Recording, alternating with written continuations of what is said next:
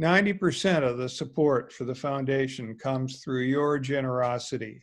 I look forward to introducing you to the most recent winners of our physiatric research grant support. Dr. Ross Safont, my friend and renowned researcher and chair of our research awards and grants review committee, is up next. Take it away, Ross. Thank you, Bruce. It's a joy to be with you here tonight, all of you. I wish we could all be together, having our proverbial snacks and wine, etc. But this is an important event anyway. The Foundation for PM&R does something important. It helps make the profession one day better every day. If we don't support our young people, we are not going in the right direction. The PM&R Foundation is what helps lead us forward. I'm going to present the first award. It is the recipient of the Allergan Foundation Neurorehabilitation Research Grant, and that is Dr. Preeti Raghavan from Johns Hopkins University. Of no surprise to me and others, this is Dr. Raghavan's third foundation research grant, and she is doing stunning work in motor recovery. Hello, everyone. My name is Preeti Raghavan, and I am grateful to the Foundation of Physical Medicine and Rehabilitation for selecting my proposal for the Allergan Foundation Neurologic Rehabilitation Award. The title of the proposal is Feasibility of a Kinect-based Citizen Science Tele-Rehabilitation Platform. And the proposal was designed to answer the question, how can we motivate individuals with stroke to participate in rehabilitation at home? As you can imagine, this is particularly critical during the time of the pandemic, when many patients with stroke are stuck at home, unable to receive services. This proposal was created in collaboration with Dr. Maurizio Porfiri from the NYU Tandon School of Engineering. He created a citizen science platform to motivate individuals. Citizen science projects enable members of the public to take part in scientific research to address real-world problems. In this case, he designed a platform to identify environmental hazards along a canal in New York City. But the question is, how can we facilitate the interaction of a patient with stroke with the platform? That is not easy because patients can't really interact so easily with a mouse, a typical mouse. So I worked with graduate student Ronnie Barak Ventura to design a dowel that patients can hold with both hands and perform specific movements to interact with the citizen science platform. Now, when holding the dowel, the intact limb can help move the affected shoulder, elbow, and wrist joints to interact with the computer. So, for example, if the individual needs to make a selection, they need to flex and extend their elbow.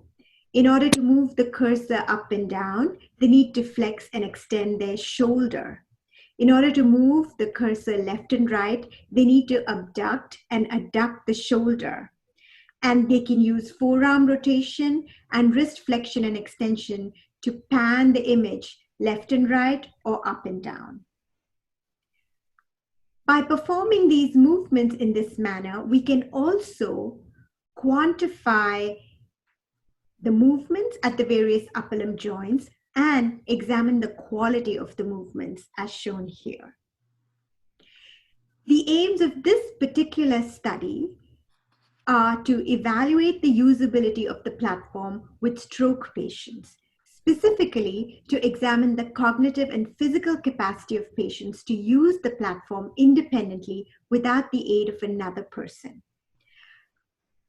To assess the efficacy of citizen science in motivating patients to perform exercises, and to test whether the platform can reliably capture movements of the shoulder, elbow, and wrist joints. This work will be performed at the Motor Recovery Research Laboratory at Johns Hopkins University, and it will support research personnel who will collect and analyze the data. Thank you once again, Foundation of PM&R, for allowing us to do this work. I'd also now like to turn to the recipient of the Aspen Spinal Bracing Research Grant. That is Dr. Greg Decker from Washington University in St. Louis. Dr. Decker's research is on pain and functional improvement following utilization of a lumbosacral orthosis for acute episodes of low back pain, a randomized controlled trial.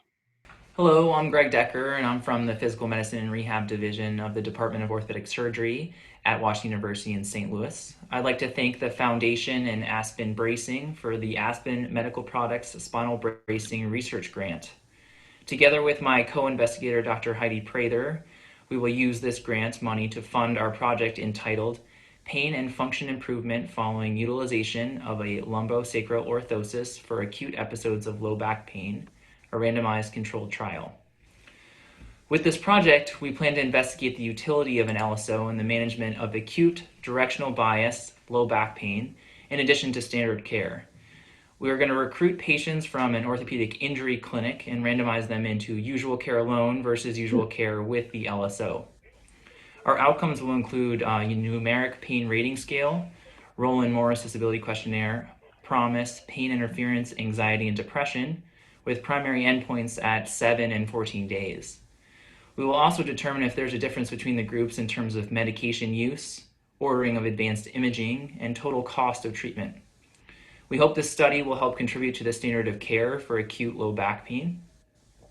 Again, thank you to the Foundation and Aspen Bracing for help support this research. A special award, and that is the Richard Madison ERF New Investigator Grant. Dr. Madison was a sentinel contributor to the field of physical medicine rehabilitation. The Foundation provides this Richard Madison ERF New Investigator Grant each year to support a young investigator 5 years or less out of training. This year's winner is Dr. Cole Cheney from the University of Utah. He is being awarded for his research on neuroma-cooled radiofrequency ablation, the treatment of refractory phantom and residual limb pain, a pilot study. We look forward to his video. Hello, my name is Cole Cheney, and I'm a PGY4 at the University of Utah. I'm honored to accept the Richard S. Maderson ERF New Investigator Grant for my project, Neuroma-Cooled Radiofrequency Ablation for Refractory Phantom and Residual Limb Pain, a pilot study. This is a project I've had in mind since PGY 2 year. I'm the son, grandson, grandnephew, and nephew of prosthetists and orthotists. I knew I wanted to help amputees, but I also knew I wanted to do it differently than my family. This grant will help me continue to do the research that will benefit the amputee, rehabilitation, and pain population. Our clinical team was comprised of myself, Dr. Zachary McCormick, Dr. Colby Hansen, Dr. Richard Kendall, Dr. Chris Duncan, Shelley Cunningham, Bo Sperry, Dr. Aaron Conger, and Dr. Taylor Burnham. Our team was based out of the University of Utah. The study was based on a case study we had previously published, which had looked at cooled radiofrequency ablation for residual limb and phantom limb pain in a single patient. This patient had recalcitrant phantom and residual limb pain. An MRI identified a neuroma in the infrapiriformis distribution. Using ultrasound guidance to identify the neuroma and fluoroscopy to avoid important anatomic landmarks associated with other peripheral nerves, we were able to use cooled radiofrequency ablation to ablate the distal stalk of the neuroma. At 8 weeks post-ablation, the patient reported nearly 100% improvement in phantom limb pain symptoms. And at 6 months, the patient reported 95% reduction in phantom limb symptoms. Such profound and durable pain relief from this procedure inspired us to expand our protocol. While radiofrequency ablation is not a completely novel technique for phantom and residual limb pain, no one has ever evaluated cooled radiofrequency ablation in this patient population. Cooled radiofrequency ablation uses a thermal probe, but with an adjacent water system that helps control the surrounding tissue heat during thermal ablation. This picture depicts both probe and the tubing system required to pump the cooled water. Due to the often traumatic or surgical severance of residual limb nerves, the nerve course can often be irregular. Standard radiofrequency ablation requires a very specific angle of approach to achieve thermal ablation, which can be challenging in our amputee population. Cooled radiofrequency ablation, on the other hand, projects a spherical lesion, making the thermal nerve ablation much more achievable. Whether this confers more significant or more durable pain relief for our patients is the intention of our study. In addition to evaluating pain outcomes, we will also be tracking adverse events related to the procedure, patient pain medication use, prosthesis use, and ability to perform activities of daily living. On behalf of my University of Utah family and the patients we serve, I'm honored to accept this award. Lovely, Dr. Cheney. That was great. The next awardee is someone I know, Dr. Ginger Polish from Spalding, Mass General Brigham and Harvard University is receiving a new Investigator Award for her research on rhythmic auditory stimulations for functional gait disorder. We look forward to Ginger's video.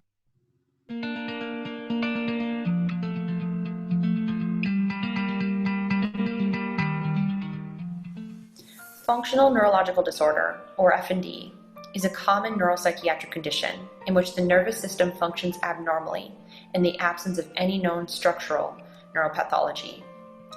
Rehabilitation strategies for this population are largely understudied, and with the help of the Richard S. Madison Education Research Fund of the Foundation for Physical Medicine and Rehabilitation, we want to change that. My name is Ginger Polish, and I'm part of a team of clinicians at Brigham and Women's Hospital and Spalding Rehabilitation Hospital.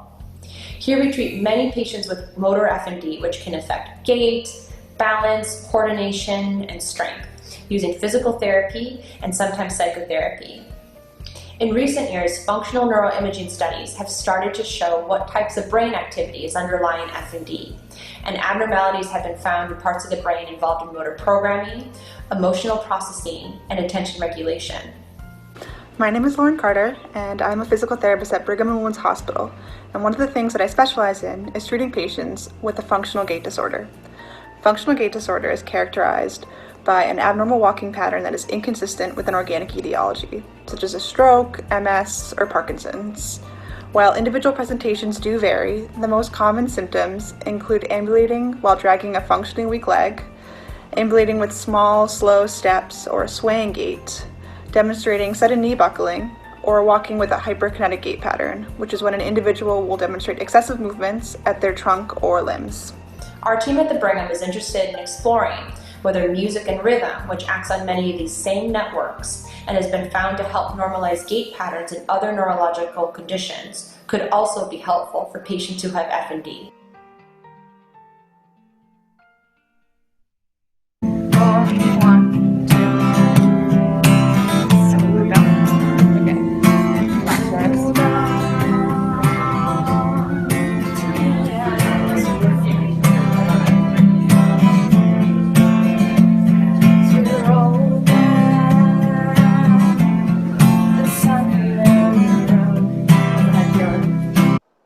My name is Caitlin Head, and I am a neurologic music therapist for MedRhythms and Spalding Rehabilitation Hospital.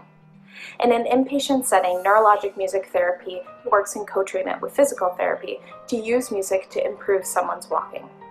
Through neuroimaging, music has been shown to have a widespread activation in our brain, activating not only the auditory cortex, but also motor planning regions.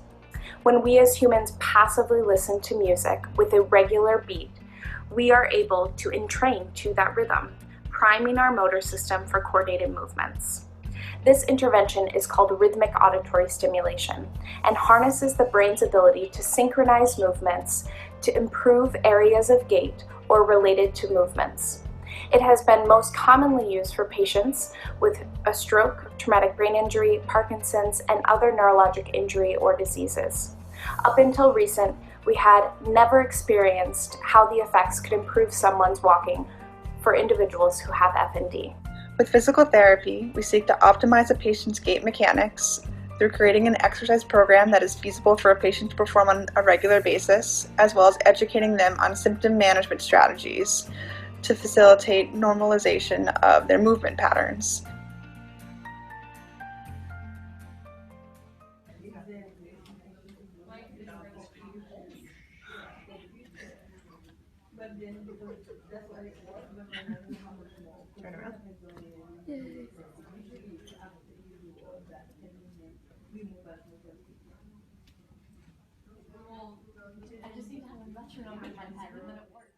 Our team will be conducting a pilot study using rhythmic auditory stimulation for functional gait disorders.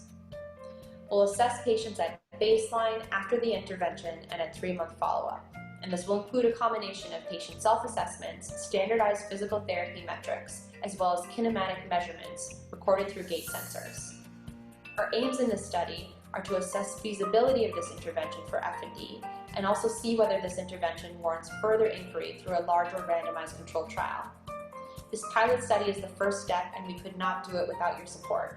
So thank you again, Foundation of PM&R, for making this happen. Our next winner is someone many of us know.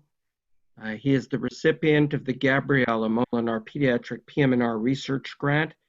It is Dr. Ed Hervitz from the University of Michigan for his study on the feasibility of aiding grip strength measures to body composition assessment in individuals with cerebral palsy. Hello, everybody. My name is Ed Hervitz, and I'm the professor and chair of Department of Physical Medicine and Rehabilitation at Michigan Madison, the University of Michigan.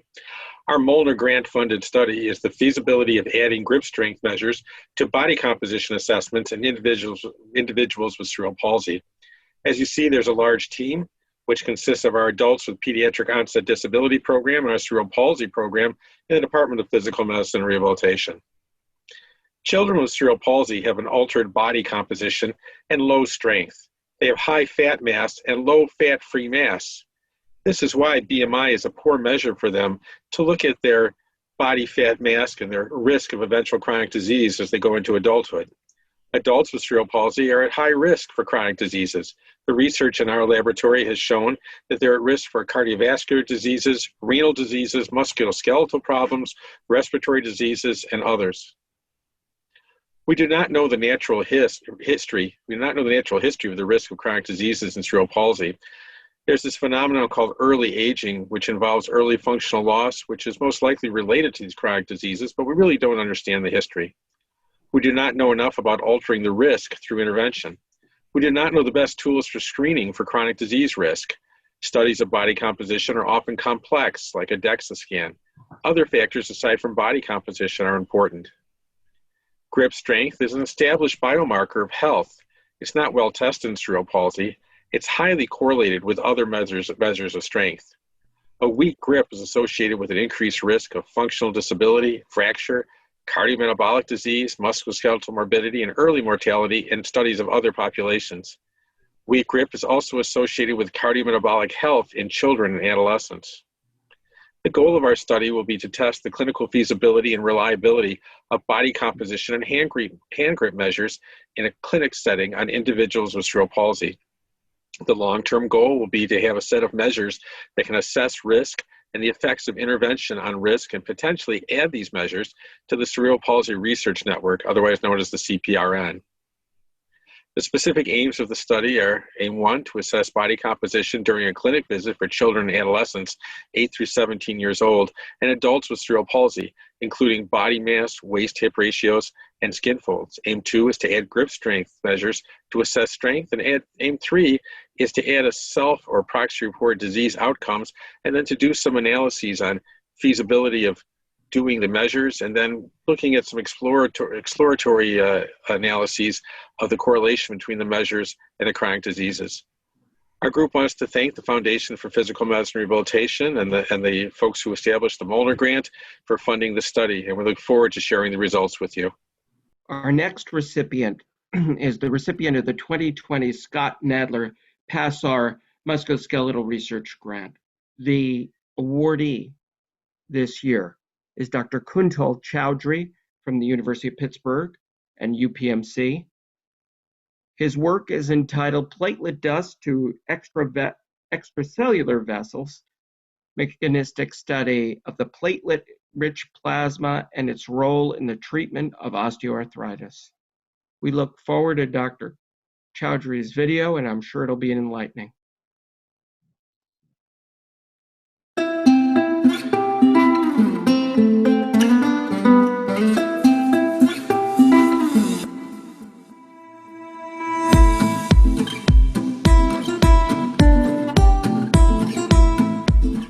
My name is Kuntal Chowdhury, and I am currently a second-year physical medicine and rehabilitation resident at the University of Pittsburgh Medical Center.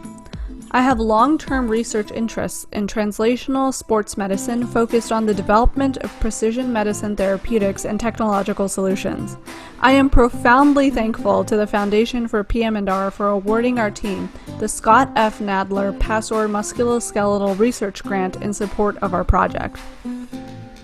I would like to start by introducing you to our team. First and foremost, I would like to thank my mentor, Dr. Fabrizia Ambrosio. She's an associate professor in the Department of Physical Medicine and Rehabilitation at UPMC and Director of Rehabilitation for UPMC International. Additionally, she's the founding director of the International Consortium for Regenerative Rehabilitation, the founding course director for the annual International Symposium on Regenerative Rehabilitation, and co-director of the NIH-funded Alliance for Regenerative Rehabilitation Research and Training. Her research has received numerous awards, including multiple Best Paper of the Year awards, and most recently she received the 2020 Carnegie Science Center Life Sciences Award. It goes without saying, I am very fortunate to start on my path to becoming a physician-scientist under her guidance. I am grateful for Dr. Ambrosio's earnest dedication in helping me advance my career and teaching me the skills I need to be successful. Dr. Ambrosio is a mentor in a truest sense, and I am so thrilled to contribute this novel and innovative research to our field under her leadership. Next, please meet Dr. Amrita Sahu, my co-PI in this project. She is a postdoctoral fellow in Dr. Ambrosio's lab and has an impressive resume herself. As a doctoral student, she studied the role of an anti-aging protein, klotho, in the healthy aging of skeletal muscle, which ultimately culminated in a publication in Nature Communications in 2018. Recently, Dr. Sahu received the Delta Omega Dissertation Award by the National Honor Society of Public Health. Additionally, Dr. Sahu has received extensive training on extracellular vesicle research from the Don Gnocchi Foundation in Milan, Italy. Dr. Sahu's long-term goal is to develop targeted rehabilitation strategies for enhancing functional capacity in a geriatric population. Dr. Hirotaka Ejima is also a co-I on this project. He is a postdoctoral researcher in Dr. Ambrosio's lab and a visiting researcher at Kyoto and Keio universities in Japan, where he was awarded the Overseas Research Fellowship from the Japan Society for the Promotion of Science. The primary goals of his research are to develop effective and innovative rehabilitative therapies that promote tissue regeneration and maximize functional recovery for patients with musculoskeletal disease. Given his experiences as a physical therapist and his research focus in knee osteoarthritis, Dr. Ijima utilizes integrative approaches of regenerative rehabilitation to provide his unique perspective. He was recently recognized for the highest rated research from young investigators in the International Conference for Osteoarthritis Research, Osteoarthritis Research Society International 2020. And finally, we would like to thank Dr. Alison Bean, an assistant professor in the Department of Physical Medicine and Rehabilitation at UPMC, for offering her expertise in the clinical application of orthobiologics and chondrocyte function. Working together with the stellar team, we are seeking to demystify the mechanism of action of platelet-rich plasma, or PRP. Since the ancient times, drinking or transfusing blood of young individuals has been thought to be a potent rejuvenation method that has been utilized widely in many cultures. In the modern times, Dr. Thomas Rando and others have utilized the heterochronic parabiosis model, where an old animal is surgically sutured to a young animal such that they develop a single shared circulatory system, which allows for the study of circulating factors contributing to the rejuvenation of the older animal. Preliminary findings from our lab suggest that young blood exerts potent anti-aging effects on aged musculoskeletal tissue homeostasis and function. Clinicians have leveraged this supposed fountain of youth through the use of PRP in the treatment of knee osteoarthritis, a highly prevalent chronic disease seen in the aging population. However, in the treatment of knee osteoarthritis, the patient's own blood is injected into their failing knee joint. So we sought to answer the question whether age attenuates the effects of PRP, and if so, would young PRP help old knees? We hypothesized that young but not old PRP would help restore cartilage structure and function. This leads us to another critical question: how does this happen? We propose that extracellular vesicles, or EVs, mediate the beneficial impact of PRP derived from young individuals on restoring impaired mitochondrial function in osteoarthritic chondrocytes. Through this research, a long-term goal is to design engineered EVs that can boost PRP preparation to restore a more youthful profile of an aging and functionally deteriorating chondrocyte. To accomplish these goals, we will be culturing chondrocytes with PRP and EVs of different ages and running our in vitro experiments at the McGowan Institute for Regenerative Medicine at the University of Pittsburgh.